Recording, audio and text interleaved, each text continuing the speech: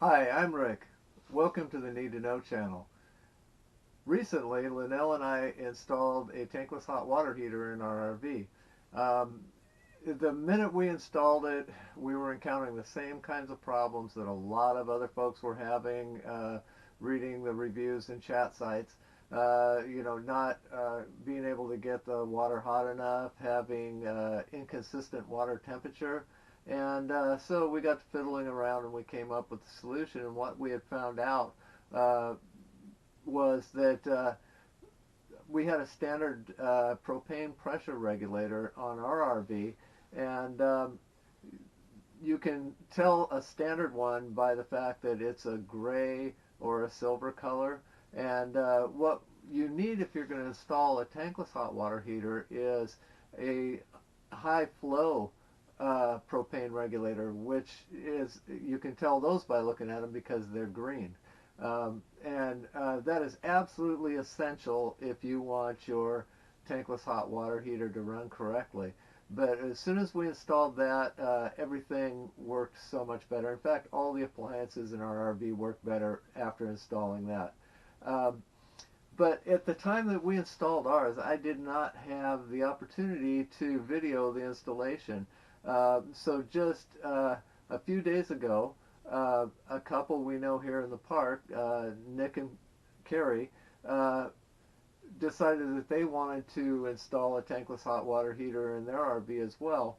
And when Nick told me that they were going to do that, before I even had a chance to process the thought, the words popped out of my mouth, "Hey, would you mind if I came over and videoed the install?" And he was like, "Yeah, sure." So we got the install down, and we're going to be doing this installation video in a 5-part series. Um, this first part, we're in part one here, we'll be removing the old Suburban hot water heater out of his RV, and we'll be prepping up the water lines to get the new one installed. So uh, sit back, um, take in all 5 of the videos because there's important information throughout.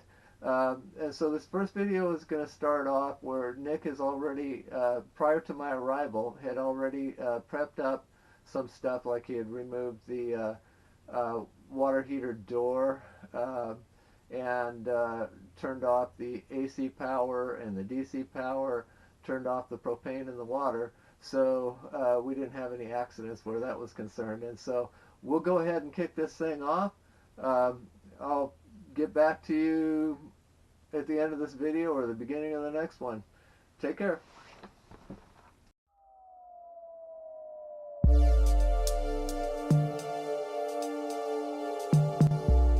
Hi, I'm Rick. And I'm This- Nick. That's Nick, by the way. Hey, welcome to the Need to Know channel. Um, we have an opportunity today to show you guys a removal of a Suburban 6-gallon hot water tank, and we're going to install a Girard tankless system in Nick's Laredo fifth wheel RV. And we're pretty excited to get this project underway. So come along with us, and we'll let you see the whole thing from start to finish. All right, stay with us. All right, so we're going to go ahead and pull the drain plug on the hot water tank.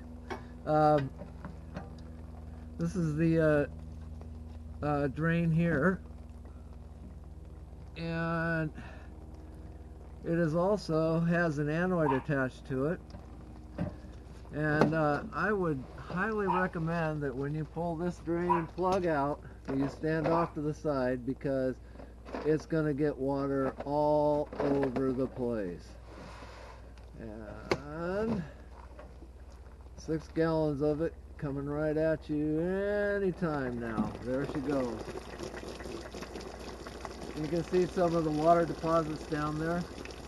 It's one of the things that the anoid does for you, is it's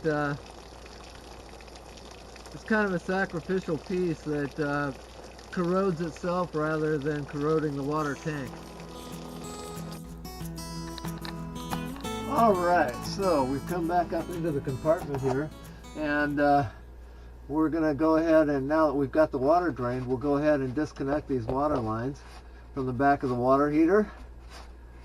And there's the hot water off, are getting there. There we go, one disconnected.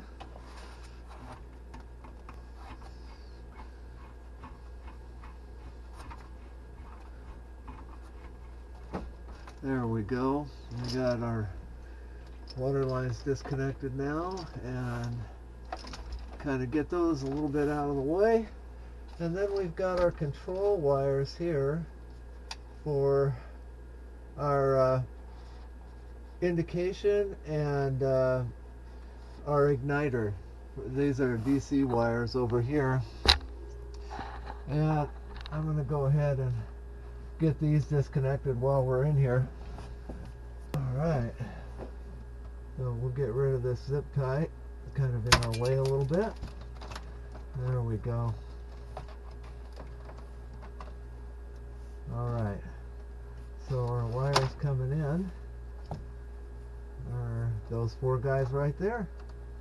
Alright, so we're going to go ahead and just snip that one off right there. One down. And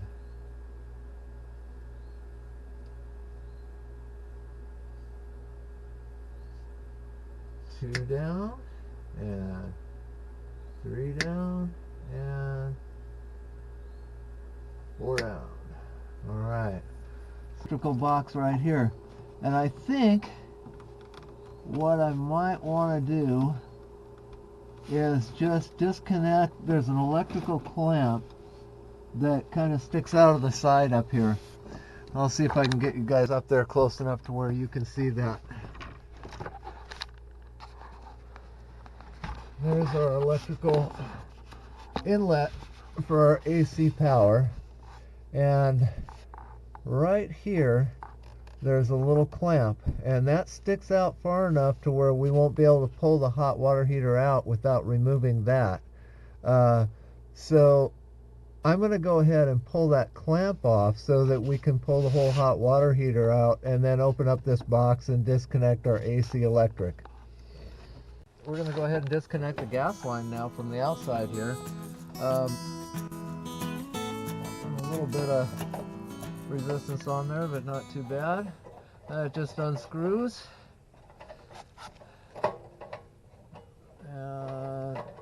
I think it's all the way off. Maybe not. Got to be getting close. There we go. It's got a bunch of sealing stuff behind it to seal where it comes through the compartment here. There. Now she's loose, and that's all we need to do for now. So what we'll do now is we'll go ahead and pull the mounting bolts for the water heater off. I'm going to set you guys over here. You guys comfortable? Good. All right.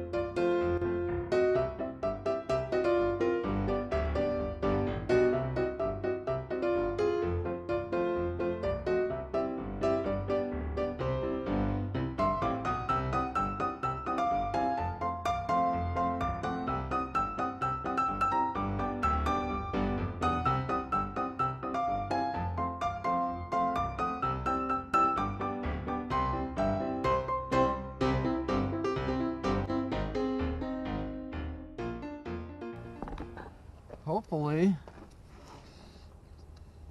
you got a good view of that. Yeah, so that's where our AC wires connect to the Suburban hot water heater. And as you can see, we've got 3 wires, as is typical. We've got our white wire, which is our neutral, and our black wire, which is our hot, and then we've got our ground wire down there. So go ahead and just cut these little guys right here. Consider them cut. And okay, so now that we've got this hot water heater out, you can see where our gas line here, there's the end of our gas line that we're going to hook up to the water heater, and they've got that clamped up to the frame up there, and that's not going to give us enough room to get it hooked up to the back of the water heater. So I'm going to go ahead and pull that clamp off up there.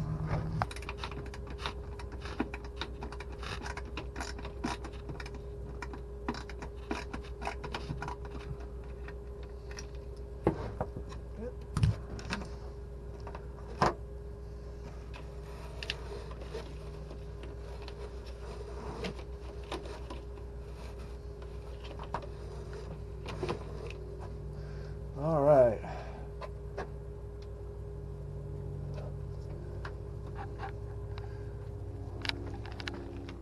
Okay, so now the water heater is going to go back in. What do you think, Nick? I think it looks great. Okay, Nick approves. We're going to go ahead and reroute these water lines because they're not going to work the way they're routed. And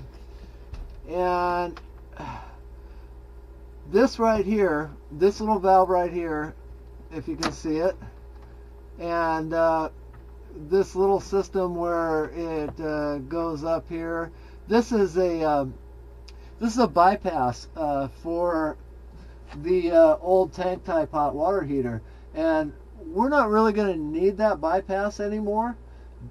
The bypass in the tank type hot water heater is so that when you winterize your system, you don't have to fill up your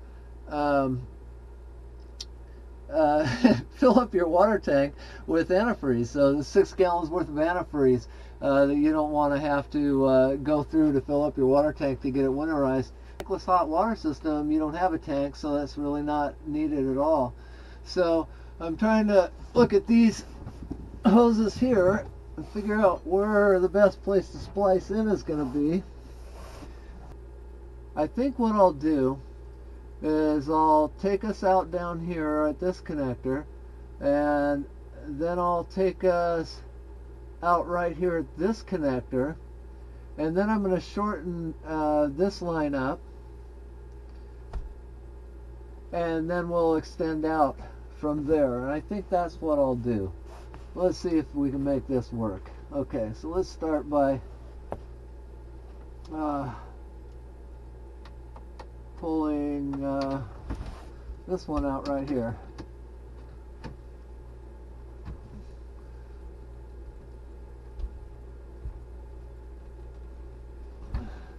Hopefully I can do this without breaking anything that can't be replaced.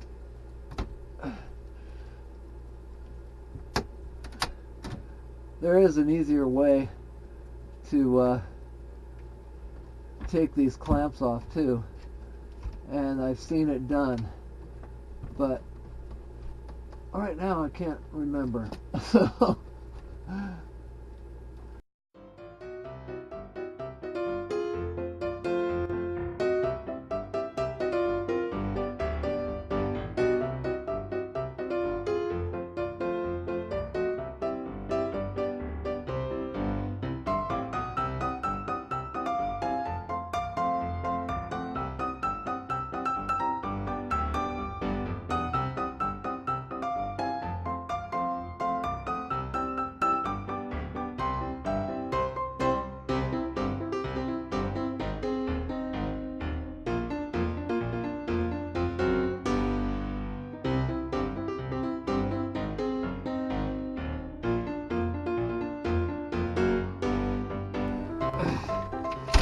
there we go. All right, bypass out.